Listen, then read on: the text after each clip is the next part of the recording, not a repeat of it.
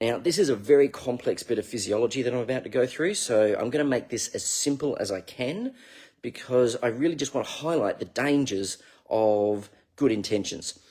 So the premise is breathing through the nose, good. Okay, no problem with that. But forcing it, that is a problem. If you tape the mouth, you can force mouth breathing. And the way that that occurs is that you increase your respiratory effort, and as a result of that, you can shift air through the blockage. Now, when you do that, that puts a strain on the heart.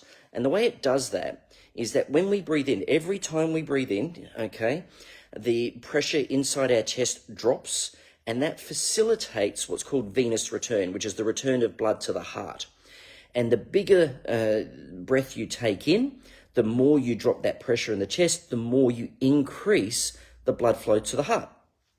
Now, if that heart is in a position where it can cope with that, you're young, you're healthy, you're fit, no problems at all.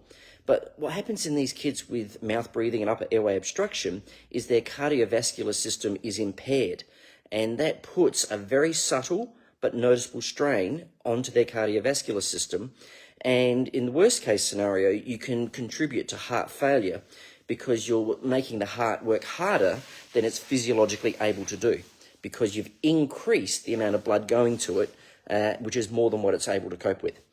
The other thing that you can do, and I've seen this happen, is that by forcing extra effort into the breathing through the nose, in terms of dropping the pressure, this is just physics. You're dropping the pressure inside the nasal cavity as well. This is how we breathe. The air flows along a pressure gradient, and that reduced pressure through the extra effort of breathing can actually put a strain on the outer wall of the nose, which is made of cartilage, and it's a bit like stretching a rubber band, and the nose starts to lose its strength and its elasticity. And when they start to sniff in, the nose actually starts to collapse in on itself. It's basically fatigued, and that's a real big problem because there's really limited options in terms of trying to fix that. So again, good intentions, bad outcomes.